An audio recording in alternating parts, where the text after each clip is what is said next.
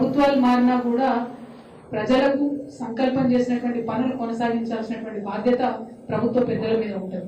కొండగట్ట అంజన్నకు మరి ఏదైతే 1000 కోట్లు ఇదివరకటి ప్రభుత్వం ఇస్తామని చెప్పిందో దానికి సంబంధిత జీవోలు రిలీజ్ చేసిందో వాటి మీద ఇప్పుడున్నటువంటి ప్రభుత్వం ఇప్పుడు ఇక్కడ ఉన్నటువంటి కాంగ్రెస్ పార్టీ నాయకులందరూ కూడా శ్రద్ధ పెట్టి ప్రభుత్వం నుండి నిధులు రాబట్టవలసిందిగా ఈ సందర్భంగా నేను డిమాండ్ చేస్తా ఉన్నాను.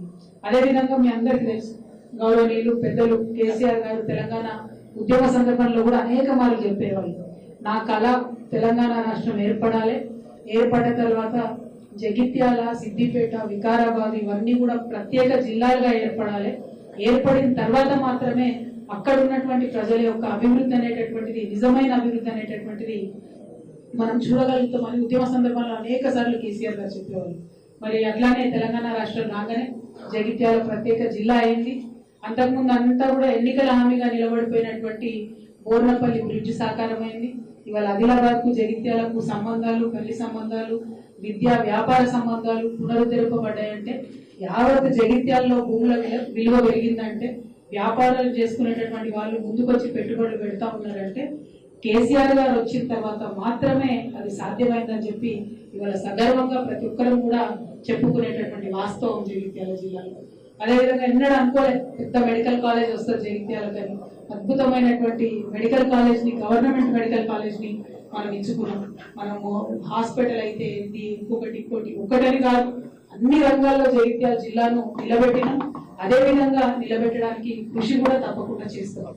సరే, రాజకీయాలకు సంబంధం లేకుండా మరి ఇప్పుడు జరుగుతున్నటువంటి ప్రజలు గెలిపించినటువంటి విషయాన్ని కూడా మర్చిపోయి ఇక్కడ బీఆర్ఎస్ పార్టీలో గెలిచినటువంటి ఎమ్మెల్యే గారు పార్టీని మోసం చేసి, కార్యకర్తలను మోసం చేసి, తల్లి పాలు దాగి రొమ్ము గుద్దినటువంటి చందంగా ఆయన పార్టీ మారి వెళ్ళిపోయినా కూడా మరి కార్యకర్తలందరూ కూడా నిబద్ధతతో కేవలం కేసీఆర్ గారి మీద ప్రేమతోని, గులాబీ జెండా ఉందనేటటువంటి గుండె ధైర్యంతోనే ఇవాళ బీఆర్ఎస్ పార్టీలో కార్యకర్తలందరూ కూడా కొనసాగుతూ ఉన్నారు. వాళ్ళందరికీ మనస్ఫూర్తిగా నేను అభినందనలు తెలియజేస్తా ఉన్నాను. మనలో ఉన్నటువంటి ఉద్యమ చైతన్య స్ఫూర్తి నింపినటువంటి కేసీఆర్ గారు మనకు అండగా ఉన్నంత వరకు మనం భయపడాల్సినటువంటి అవసరమే లేదు. ఎత్తిన పిడికిలి దించేదే లేదు, వేసుకున్న గులాబీ కండువాను తీసేదే లేదు. అద్భుతంగా ముందుకు సాగుదామని జగిత్యాలలో ఉన్నటువంటి మన కార్యకర్తల నాయకులందరూ కూడా ఈ సందర్భంగా నేను పిలుపునిస్తా ఉన్నాను. మనకు ఈ జిల్లాకే పెద్దన్నగా మనం చెప్పుకునేటటువంటి కొప్పు ఈశ్వర్ అన్న గారు ఇప్పుడు అండగా ఉంటారు. ఇప్పుడు స్థానికంగా ఎమ్మెల్సీ అన్న ఎల్రమణ అన్న గారు మనకు చాలా పెద్ద అండగా, రాష్ట్ర స్థాయిలో వారు నాయకత్వం చేసినటువంటి వ్యక్తి మనకి ఇవాళ జగిత్యాలలో అండగా ఉన్నారు. వారు సిట్టింగ్ ఎమ్మెల్సీగా ఉన్నారు, వారి అండ ఉన్నారు. గౌరవనీయులు పెద్దలు మన విద్యాసాగర్ అన్నగారు ఇవాళ సీనియర్ మోస్ట్ శాసనసభ్యులు బీఆర్ఎస్ పార్టీలో, జెడ్పీటీసీ స్థాయి నుండి ఎదుర్కొంటూ రాజకీయాల్లో వచ్చినటువంటి వ్యక్తి, మంచి వక్త, అందరినీ సమన్వయం చేసుకునే ఓపిక ఉన్నటువంటి గౌరవ జిల్లా అధ్యక్షులు పెద్దలు విద్యాసాగర్ రావు గారు ఉన్నారు. అట్లనే సోదరి మణి జెడ్పీ చైర్మన్ గా పనిచేసి మరి వాళ్ళు ఇక్కడ ఎమ్మెల్యే వెళ్ళిపోయినా కూడా కార్యకర్తలందరినీ కూడా కళ్ళలో నాలుకలా కలుపుకుంటూ, ఆ పిల్ల చిన్న అమ్మాయి అయినప్పటికీ అన్నలకు దండం పెట్టుకుంటూ, తమ్ముళ్ళను హక్కున చేర్చుకుంటూ, చెల్లెలను చేతి పట్టుకొని నడిపించుకుంటూ ముందుకు తీసుకెళ్తున్నటువంటి సోదరి దావ వసంత గారికి, అట్లనే సీనియర్ నాయకులు గౌరవనీయులు పెద్దలు మన తుల రాజేంద్ర అన్న గారు, మన పార్టీ సీనియర్ నాయకులు అన్న అమీన్ భాయ్ గారు, అట్లనే గట్టు సతీష్ అన్న గారు, రమణారావు అన్న గారు సీనియర్ నాయకులు, భూపతి రెడ్డి గారు, మా తమ్ముడు దేవేందర్ ఫైటర్, ఇట్లా ఒకరు కాదు ఇద్దరు కాదు అందరూ కూడా మరి ఇవాళ జగిత్యాల్లో ఏ ఒక్క నిమిషం కూడా వేరే ఆలోచన చేయకుండా కేసీఆర్ గారి జెండాను మనం కొనసాగించాలనే స్ఫూర్తితో పనిచేస్తున్నందుకు నిజంగా అందరూ కూడా చేతులెత్తి నేను మనస్ఫూర్తిగా శుభాకాంక్షలు తెలియజేస్తా ఉన్నాను. మరి వాళ్ళ రాష్ట్రంలో ఏం జరుగుతుందో ఒకసారి ఆలోచన చేసుకుంటే అనేకమైనటువంటి హామీలు, దాదాపుగా 420 హామీలు ఇచ్చి అధికారంలోకి వచ్చినటువంటి కాంగ్రెస్ పార్టీ ఇవాళ ఎవరి కోసం ఏం చేస్తుందో ఒకసారి ఆలోచించుకోవాలి. నిజంగా నిన్న జగిత్యాల వచ్చే ముందే ఒక రైతన్న ఒక మంచి మెసేజ్ పెట్టింది. ఎండిపోయినటువంటి తన పొలాన్ని చూపించుకుంటూ బాధపడుకుంటూ మన మంగళ దగ్గర సారంగపూర్ మంగళ గ్రామానికి సంబంధించినటువంటి రైతు పెట్టినటువంటి మెసేజ్ చూస్తే కళ్ళకు నీళ్ళు వచ్చేటటువంటి పరిస్థితి. ఎండిపోయినటువంటి భూమిని చూపించుకుంటూ బాధపడుతున్నటువంటి పరిస్థితి. ఇవాళ రైతు భరోసా లేదు, ఎరువులకు ఇబ్బంది, నీళ్ళు ఇచ్చేటటువంటి తెలివి లేదు.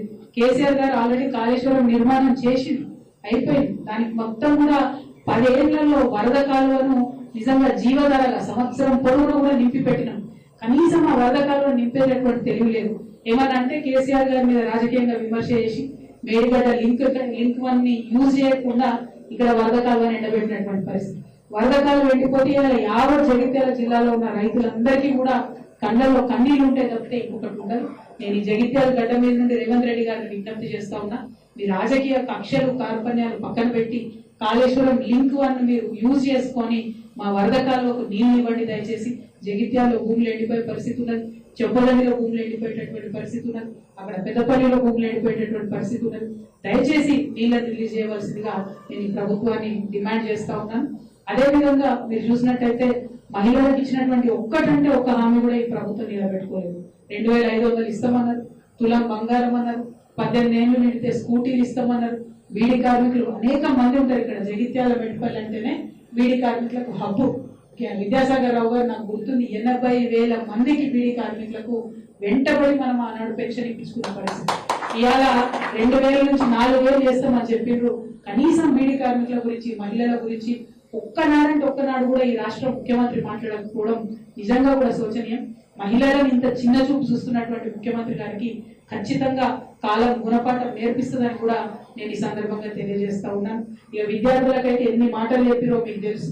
జాబ్ క్యాలెండర్ ఎక్కడ ఉందో అడగాలి.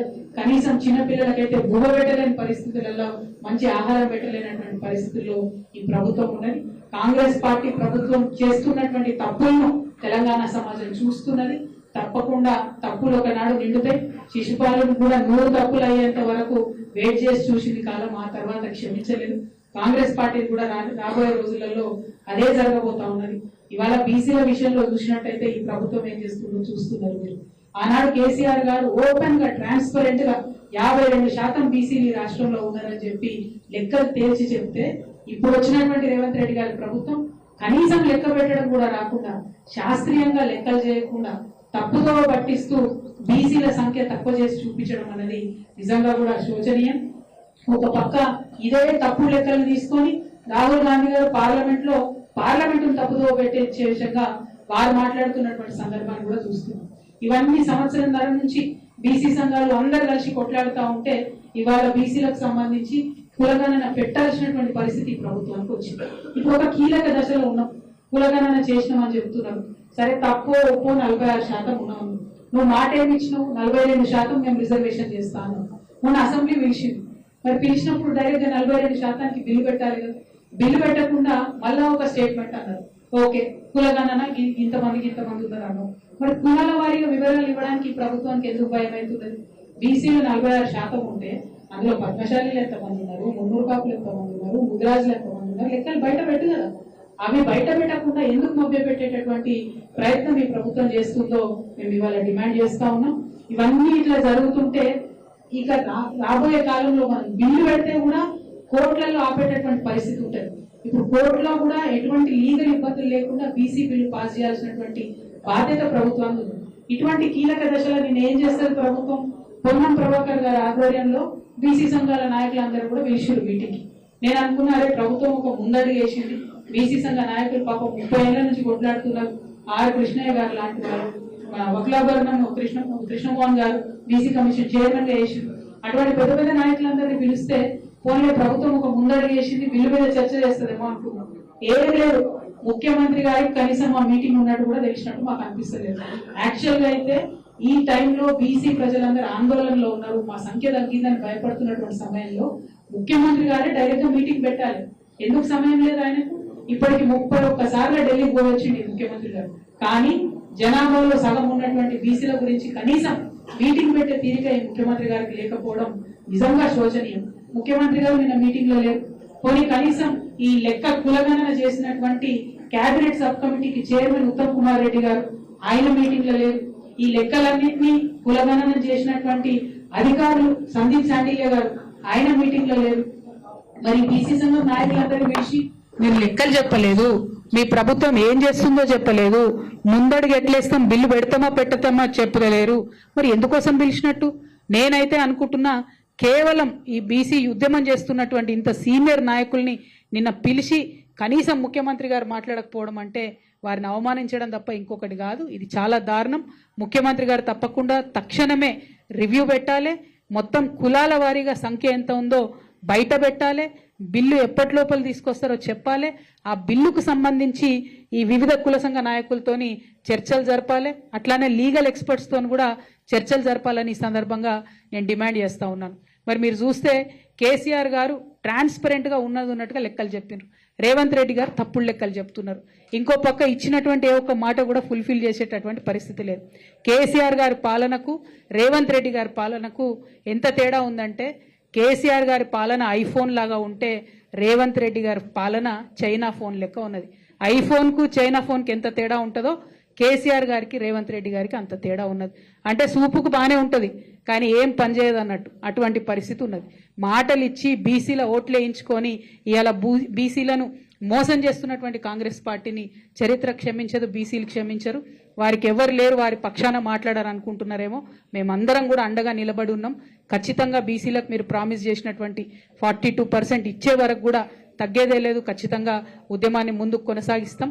మరో తెలంగాణ ఉద్యమంలాగా పోరాటం చేయడానికి బీసీ బిడ్డలందరూ కూడా సిద్ధంగా ఉండాలని చెప్పి ఈ సందర్భంగా పిలుపునిస్తూ ఉన్నాం. బీఆర్ఎస్ పార్టీ కార్యకర్తలు, మనకు నాయకులు అన్నది ఎప్పుడు కూడా లెక్కలో లేనటువంటి విషయం. తెలంగాణ ఉద్యమం జరిగినప్పుడు కూడా పెద్ద పెద్ద నాయకులు లేరు మనకు, అయినా కూడా మనం గుండె ధైర్యంతో కొట్లాడినాం. ఇవాళ ఇక్కడ జగిత్యాలలో మనం అధికారంలో ఉన్న 10 సంవత్సరాలు అనేక కార్యక్రమాలు చేసినాం. ఇవాళ జగిత్యాల్లో 4500 ఇండ్లు కేసీఆర్ గారు ప్రత్యేక శ్రద్ధ పెట్టించారు. ఆ ఇచ్చిన ఇండ్లలో 900 ఇండ్లు ఇంకా ఖాళీగా ఉన్నాయి. ఇవాళ నేను డిమాండ్ చేస్తూ ఉన్న కాంగ్రెస్ ప్రభుత్వాన్ని, 900 ఇండ్లు జగిత్యాల్లో ఖాళీగా ఉన్నాయి, మీరు అర్హులైనటువంటి వాళ్ళకి ఇమీడియట్గా ఐడెంటిఫై చేసి ఇవ్వండి. ఎందుకు ఇవ్వలేకపోతా ఉన్నారు? ఎందుకు ప్రాజెక్టులు ఫినిష్ చేయలేకపోతా ఉన్నారు? ఎందుకు వరద కాలువ నింపలేకపోతున్నారు? ఎందుకు రేషన్ కార్డులు ఇవ్వలేకపోతా ఉన్నారు? దీనికి ఏమైనా కేసీఆర్ గారు అడ్డం పడ్డారా? బీఆర్ఎస్ పార్టీ అడ్డం పడ్డదా? తక్షణమే మీ చిత్తశుద్ధిని నిరూపించుకోండి. మీరు ప్రజలకు ఇచ్చినటువంటి హామీలన్నీ కూడా వెంటనే నెరవేర్చండి అని ఈ సందర్భంగా డిమాండ్ చేస్తా